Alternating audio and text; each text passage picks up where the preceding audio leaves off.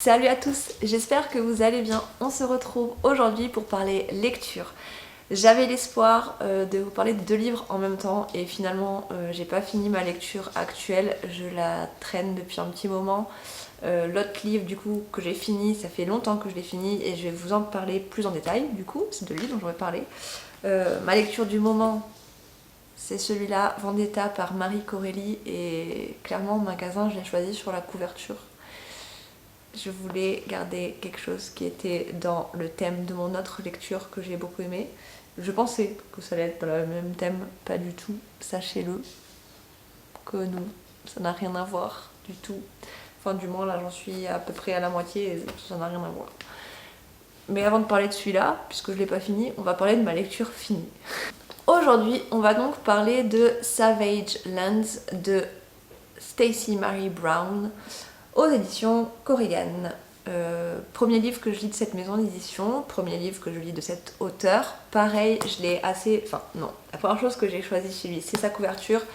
J'ai vite lu le résumé, j'étais là, ça m'emballe pas mal, parce que j'avais envie de fantastique, de me replonger dans un livre qui... Enfin, faut savoir que mes premiers amours, c'est quand même le fantastique, c'est pas forcément la romance ou quoi que ce soit, même au niveau écriture. Les premiers textes que j'ai écrits, c'était du fantastique. Je me suis tournée vers la romance un peu plus tard, autant dans l'écriture que dans la lecture, mais voilà, la première saga que j'ai finie, c'est Twilight. C'est la première saga qui m'a fait revenir à aimer la lecture quand je suis arrivée, on va dire, au milieu du collège, parce que j'avais un peu perdu cet amour que j'avais quand j'étais au primaire. Parce que j'avais la chance au primaire de faire partie d'une école qui participait à ce qu'on appelle le rallye lecture. Je sais pas si ça se fait juste dans ma région, dans mon département ou dans toute la France. Bref, on avait une caisse de livres qui arrivait sur une semaine et il fallait lire le plus de livres possible. Et en fait, on remplissait des questionnaires et on avait des compétitions. Enfin, à la fin, toutes les écoles qui avaient participé se retrouvaient, on parlait des livres, on donnait un prix aux livres qui avaient reçu le plus d'avis positifs de la part des élèves, etc.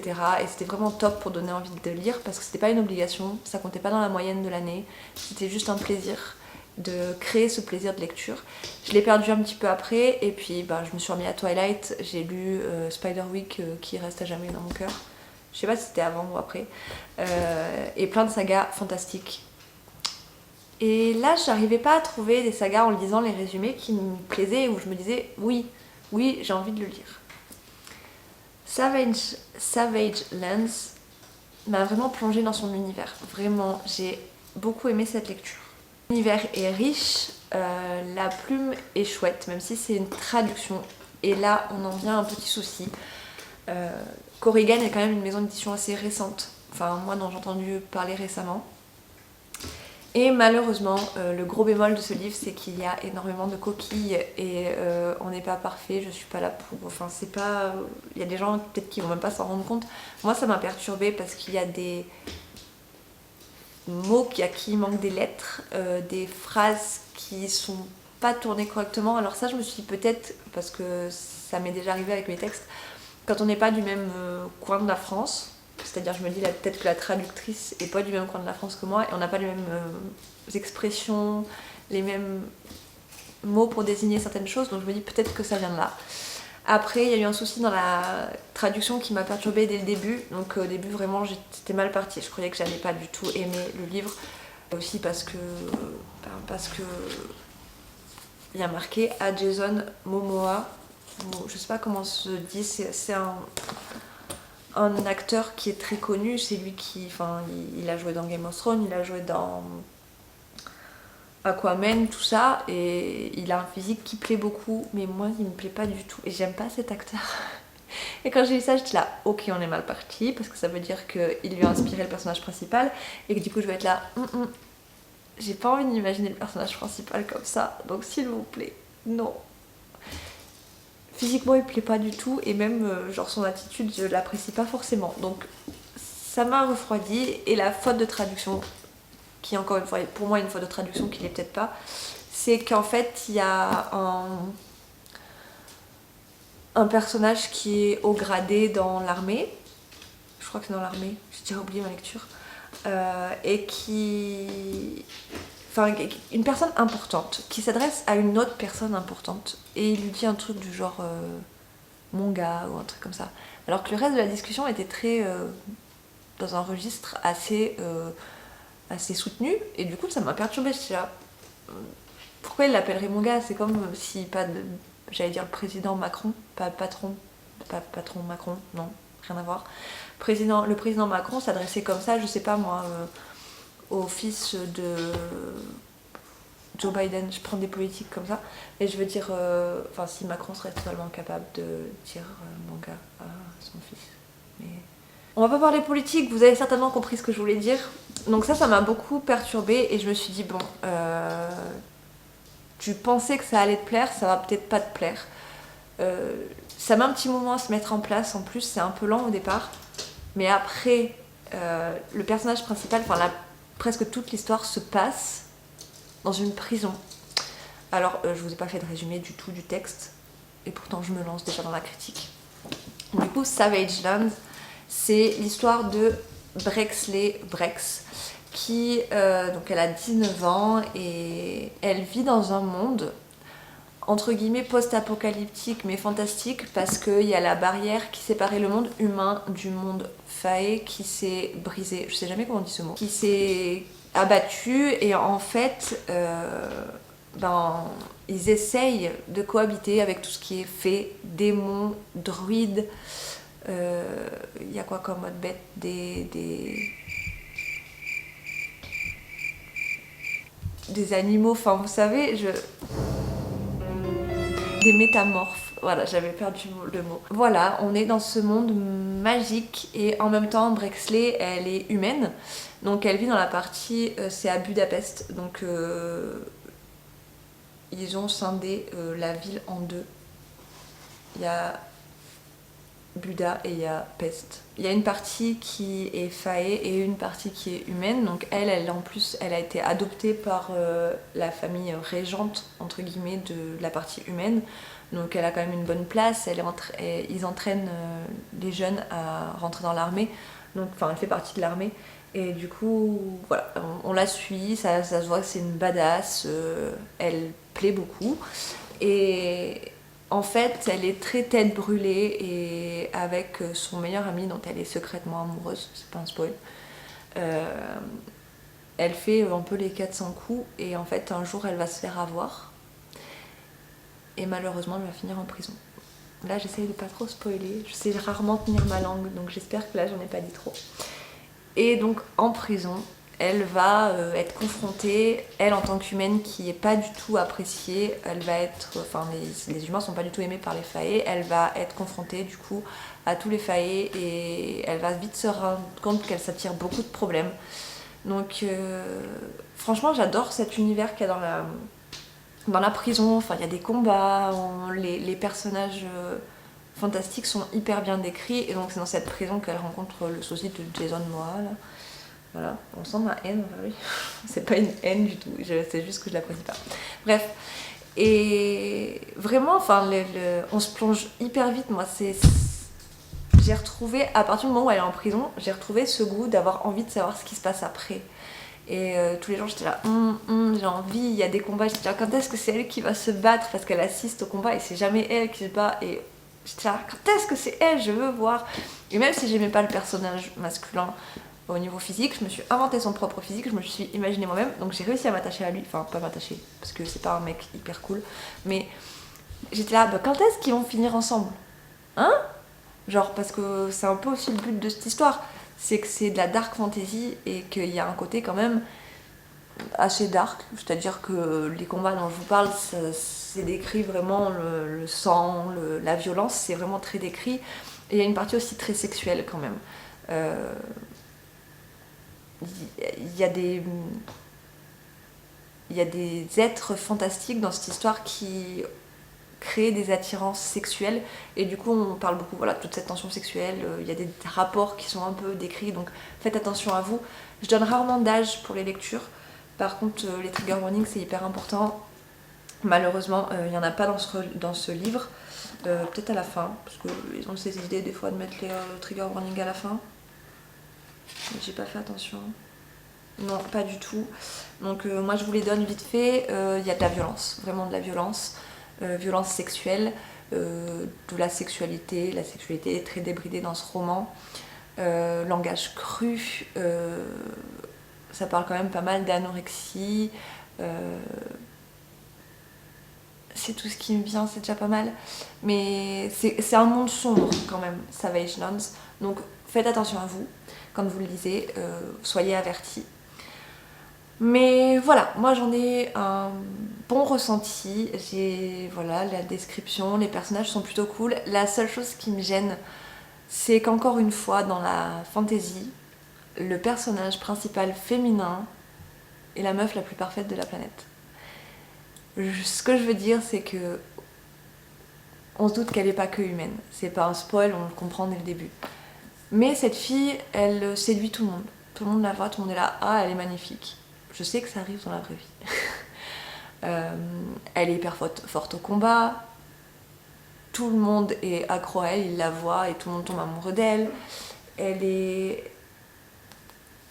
trop parfaite et moi c'est ça qui m'a dérangée, même si à certains moments, comme elle est en prison, elle change physiquement et on le décrit ça. C'est dit qu'elle maigrit, qu'elle a des traces de coups, qu'elle est moins attirante, mais selon elle. Et en fait on se rend compte que non, elle attire toujours autant. Donc ça me gêne beaucoup. Cette idée de perfection, ça me gêne. C'est pas pour me faire de la pub, mais j'ai essayé de ne pas le faire. C'était une des premières choses que je voulais faire dans mon roman Sortiarius, c'était pas faire que mon personnage principal soit parfait. Parce que quand on tombe dans un monde et qu'on nous donne des capacités, on peut pas être parfait du premier coup, c'est pas inné. Et elle, on a l'impression vraiment, Drexler, qu'elle apprend tout d'instinct, qu'elle est plus forte que tout le monde tout le temps. Elle se bat quand même contre des êtres fantastiques qui font 10 fois sa taille, 10 fois son poids, et elle gagne hyper facilement. Ça m'a un peu dérangée. Même si ça fait toujours plaisir de se dire, ouais, girl power et tout. Il y a quand même des moments où, bof, ça m'a perturbée parce que j'aime pas la perfection du tout. Ça se voit dans mes vidéos et ça se voit dans mes textes. Mais elle aurait mérité d'être un peu plus imparfaite. Mais dans tous les cas, ces aventures méritent le coup. Mérite le coup, ça se dit pas du tout. Vous avez compris ce que je voulais dire. Valent le coup. Valent le coup. Ça se voit que c'est vendredi et que je sais plus ce que je dis. J'ai aussi trouvé, on dirait que c'est hyper négatif alors que pas du tout, hein, j'ai aimé ma lecture. J'ai plus de facilité à dire les choses négatives que positives, je suis nulle. Quand ils sortent de prison, ça tire un peu en longueur. Il y a toute une partie qui est un peu longue et du coup c'est ce qui m'inquiète parce que c'est une saga. Je sais pas encore en combien de tomes elle est, j'ai pas encore trouvé le deuxième tome d'ailleurs. Mais j'ai peur qu'en fait les tomes suivants traînent en longueur. J'ai regardé vite fait sur TikTok parce que les romans sont déjà sortis donc aux États-Unis, les autres tomes. Et j'ai l'impression qu'elle va encore trouver 36 millions de mecs avec qui elle va vouloir avoir des relations. Et ça me dérange aussi, parce qu'en fait au tout début elle est amoureuse d'un mec et après elle est amoureuse d'un autre. Et j'ai peur, si c'est ça pendant toute la saga, ça va être très long. Donc voilà, et je me connais, les sagas, si je les lis pas toutes d'un coup, en fait je me lasse.